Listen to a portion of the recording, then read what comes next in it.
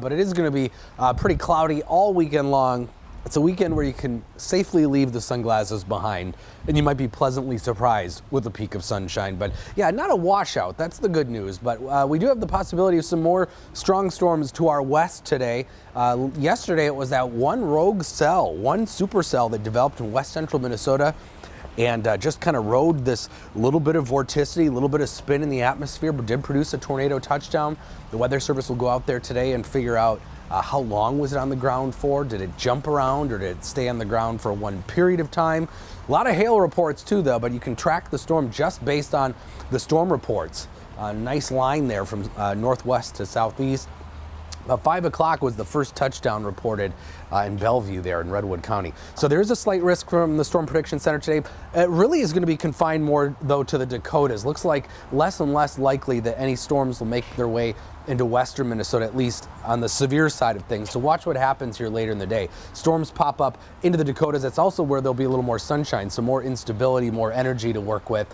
And then what's left of that could make its way into western Minnesota, but it'd be pretty late into the evening. And it looks like almost none of that makes it to the metro overnight tonight. So we were looking at maybe some early morning storms the last few days for Saturday. Looks like that's probably going to be less the case. But tomorrow night, maybe a little bit better chance of some storms. So during the day tomorrow, an isolated shower or two. A lot of clouds, though, and temperatures staying in the 70s. Sunday could have a couple leftover showers from the overnight storms tomorrow night. We're talking midnight, 1 a.m. That's when we could see some storms tomorrow night.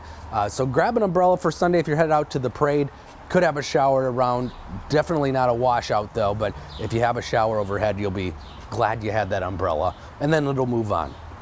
But yeah, pretty cloudy through the weekend anyway. Temperatures in the 60s to start. We're headed into the 70s this afternoon. A little breezier today. Look at the winds out of the southeast here, about 15 miles an hour, and we could see a couple of late afternoon showers.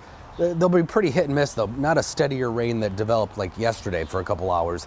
63 right now, 43 in International Falls. A little chillier up there. We did have some showers here the last couple of hours to the north and east. Those are largely fizzling out.